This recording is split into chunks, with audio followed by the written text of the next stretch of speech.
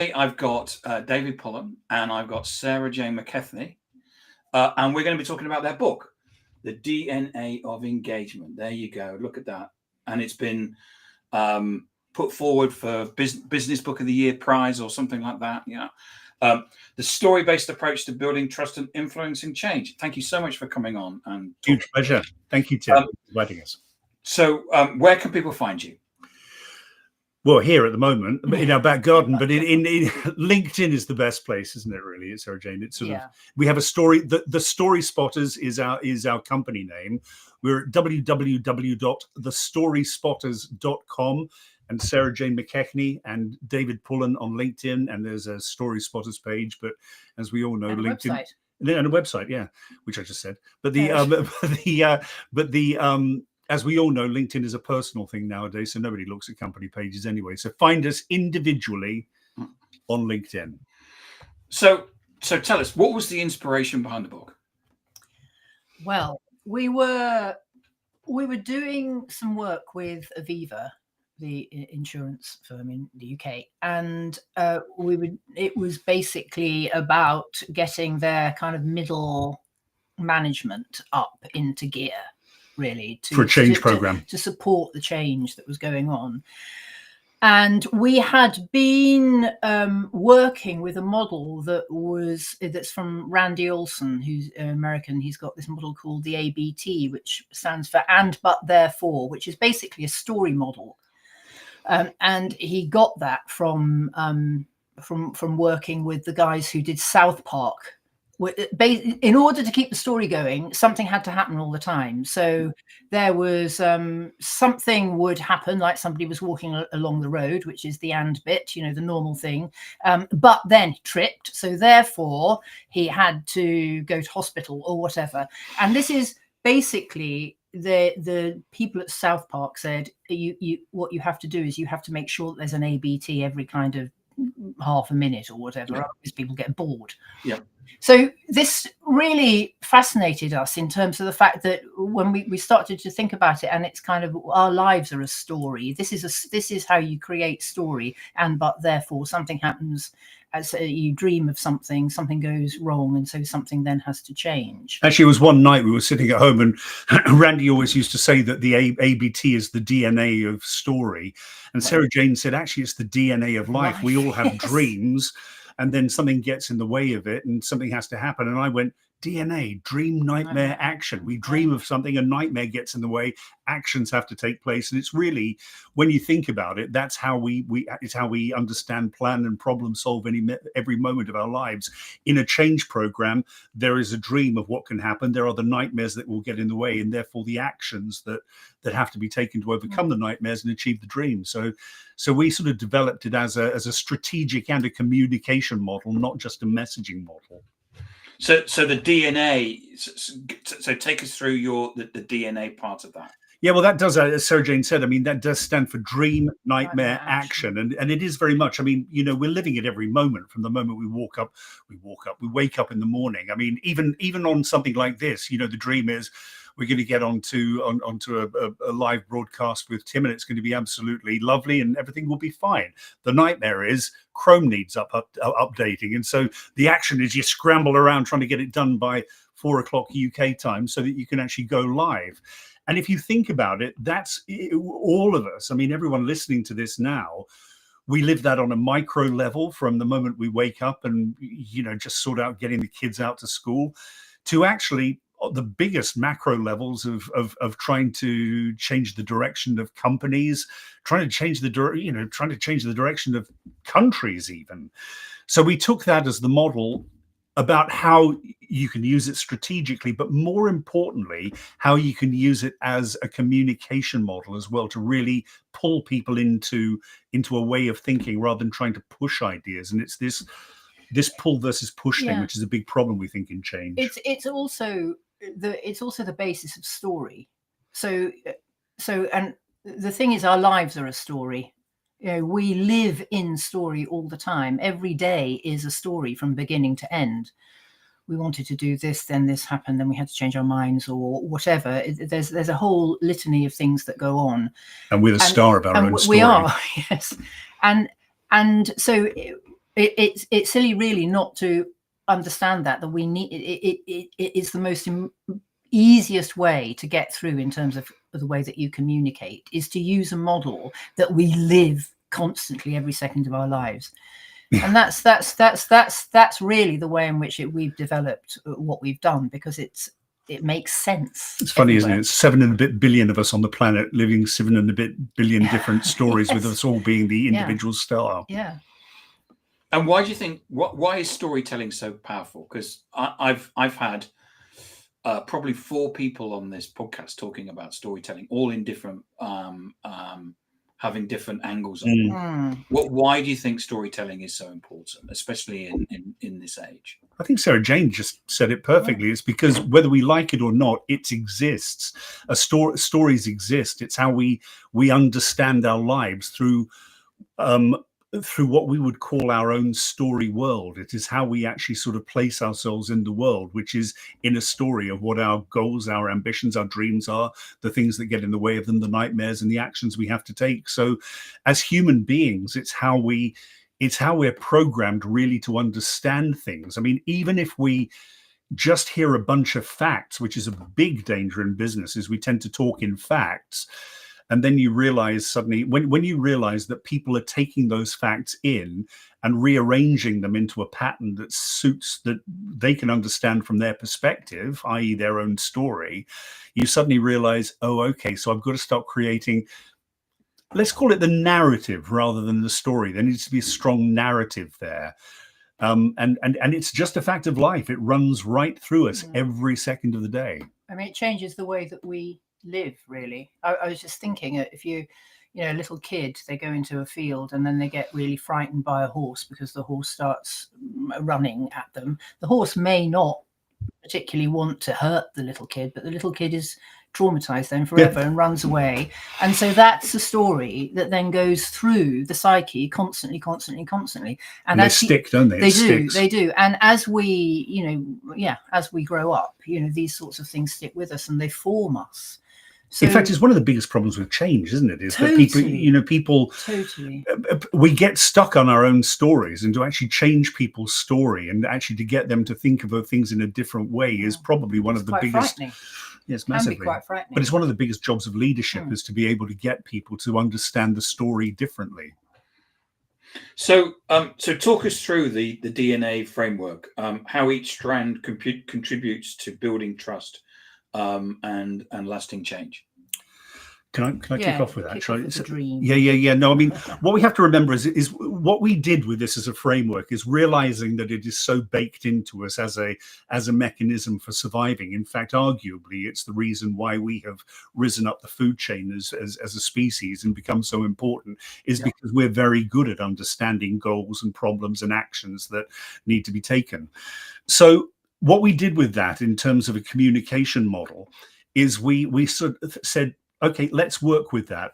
When you are building a new relationship, or you're starting to build rapport, or dealing with somebody skeptical, the danger is that what we tend to do is we go in, we got this problem and we need to do this to overcome it. And people go, whoa, hang on a second. Is it really that big a problem? Is indeed that the problem? And if it is a problem, it's not my problem, it's that person's problem. So, you end up by pushing problems on and then coming to solutions, you get into this sort of basic physics thing of that, you push something on and there's an opposite reaction to it. And you end up with a real problem is nothing gets done. So what we discovered is, especially, as I say, in those early stages of trying to build relationship, you connect to somebody's dream first and you say, listen, I get what it is you're trying to achieve here, or I get what it is we've all agreed what we're trying to achieve here. But nightmare, this is what could get in the way of achieving that. So let's work together to think how we can overcome that and achieve that dream. So you pull people in by actually, the phrase we use is connection before correction. And I think it's it's a massive problem, especially early days in any relationship or any change program where people try and push things on. And as Sarah Jane said, you're basically trying to say, no, your story's wrong. We're going to do a different story. Ain't going to happen. You've got to bring them in, take them on the journey of changing the story. And I think that connection is so. It is with it is with friendships, isn't it? It is when we're trying to persuade our toddler to do something. It's you have to be able to go where they are and understand where they are and genuinely connect with where somebody is before you can even begin to talk about what might be getting in the way of it. But it's human nature. It's how we receive information from someone that we trust, because trust is built, isn't it, on that human connection which is shared. It's funny you say that about the toddler thing. There's a very good friend of ours who's head of IT of a big European bank, and he said, I'm still basically dealing with the 5-year-old that I've got at home. They sort of say, please, sir, I can't find where my pencils are. And so it's actually, it doesn't change. Although we're all grown up and we might be wearing business attire, as they say, we're still sort of dealing with the same primal instincts in human beings of, we all have emotions. We all have emotions, and the trust. It's basically, I mean, the subtitle, as you said, Tim, is a story-based approach to building trust and influencing change. And the trust is built by letting people know that they've been understood. That's a big thing that we talk about. And we tend to trust the things that we understand and when we feel understood. So connect before you correct. So, why don't you give us some examples? Well, the best example ever is exactly this thing that Sarah Jane was talking about when we were brought into Aviva for their big change program. The CEO, Dame Amanda Blanc. Essentially, if you think about change happening in three spaces, the vision is created at leadership, and if you're very lucky, and it was at Aviva, it's often driven by the voice of the people, so they'll do surveys at the bottom. But then it's that group in the middle who are sort of entrusted with change, who are said, right, go on, get on with it, and then nothing is done. So there was a big consultancy firm that was brought in to do the change program. It was very, very heady, and they suddenly realized, hang on a second, we're not doing anything about these people how they go out and have the conversations that people sort of, to coin the phrase, lean in and go, oh, this sounds interesting. I want to be part of this change. I want to help co-create this change. And so that's where it came in. I mean, and it's been very, very successful at Aviva, and they're doing incredibly well. And Dame Amanda Blanc's vision has genuinely been delivered in pretty rapid time, actually, because the leadership, that middle management leadership, were really, really putting it into practice. But there's hardly a week or a day goes by even when we aren't working with clients. To give you another example, I was working with a team yesterday for a big piece of work on a big change program for a utility company in the UK, and essentially it was about getting everyone on the same page so they understood exactly what the change was possible with what were they. Did they all agree on what they were trying to do? So we've created some software, actually, and some AI that helps people create the DNA. What do we all agree what it is we're trying to achieve here, the dream? Okay, what could get in the way of it? Okay, what actions are we going to take? And so that's a strategic way of using the DNA. So there every day there are examples of this working. Sarah Jane, have you got? I was waiting for you to say something else. Well, okay. So you want an example of the DNA? Yeah, just a very, very simple example. Well, I think that for instance, if you have somebody who is not performing well, for instance, in a work situation, and there's obviously reasons for that. So going in and saying, right, okay, your scores are really down, and starting with that is probably not the best way, because immediately they feel terrible. Yeah. So to go in and say to start talking about, so I'm just interested in how you're getting on, how you're feeling at the moment, and whatever and everything, because and talking about that in a way of, oh right, I understand, yes, blah, and actually having that little conversation first, which is about that connection that you're doing, is talking about what their future thoughts are and things like that. So getting that out of, and then only then you should say, well, I think this is absolutely marvelous, but there are some difficulties here, because and give them the understanding of what's happening. And I think, and then you can go on to whatever the solution might be, or have that conversation. But I think by connecting to the dream, and very importantly, if you can, connecting to what their future dreams are. Because if you can put somebody in future state about something that they may well want, if they're not performing well, they're not going to get there, obviously. And you might talk to them initially about something like, well, I know 6 months ago when we were having a chat, and you were saying that you wanted to do X, Y, and Z. And I can see that would be possible, because obviously there are some opportunities. But at the moment, do you see what I mean? And so it's actually acknowledging that you understand what people's dreams are, and you can understand what's good about what they're doing, first of all. You use it as a coaching model, don't you? It is. I mean, it's a very useful thing in many situations in terms of coaching. And then it's only when you can talk about that in that sort of way, when you think, I understand, so that they think they understand me, basically.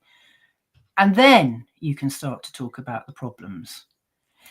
Obviously, there are situations where we can reverse it, but we might come on to that later. But but I think that having that space to really think about how am I going to approach this particular conversation with this particular person, it's a really useful model to think about how do I need to lead into this. I need to be starting to talk about something that we can both agree with, and actually maybe put somebody in the future state so that they can see what's possible and agree with that. And then, only then, can you start to begin to speak about what's in the way of it. So to kind of fast forward, my next question is, what are the traits of an engaging leader today? What are the traits of an engaging leader? Yeah. Listening. Yes, no, I think that's right. Actually, I mean, we're living in such times of change and such times of fast change, Tim, that there's a friend of ours called Charlotte Otter who's just written a book called We Need New Leaders, and that's based on her master's thesis that she did at Oxford Said. And one of the big things, and we mentioned this in our book actually, is about, it's the leaders who create the time and space for people to actually to have those conversations, to actually so time and space, it's about literally the time, but the proximity where they can, as Sarah Jane said, listen and have those conversations, so people are co-creating the future. And we open our book with a quote by Howard Schultz when he was chairman of Starbucks, is that, unless you actually engage people in the co-creation of the strategy of a company, you will lose your best people. So it's not, change should never be a leadership top-down thing. Certainly create the vision, but then find a way to engage people in wanting to be part of that change, because otherwise, you won't keep them around. I think listening and playing back is really important. So many times I think in situations, it's very easy to get stuck in that mode of do, because there's so much to do and there's so much to sort out. And it's hard. Sometimes I think it can be hard to find the time to just go about and just listen to people and ask people questions and just find out about what's happening and have those conversations where you're asking questions rather than doling out stuff that needs to be done. And because they're where you get the gold. And to lead properly, you need to understand, and you can't understand if you don't really know what's going on, or if you haven't really listened, or you haven't really understood. So I think that's probably one of the most, you don't need to be speaking most of the time, basically. Yeah.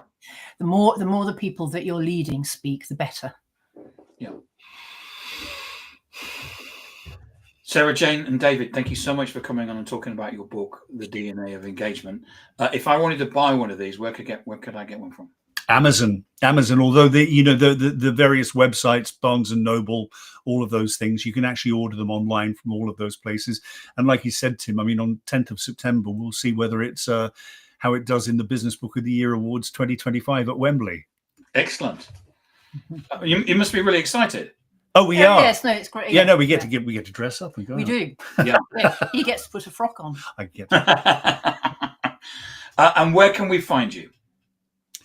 www.thestoryspotters.com, or come and visit us on LinkedIn. We sort of babble away on there, as most people do these days, but we try to put some good value on there as well. Good. And thank you so much for coming on and talking about your book and talking about storytelling. It's a fascinating subject, both change and the way that stories impact us. And as part of all of us wanting to be better people and our constant learning, it's something that we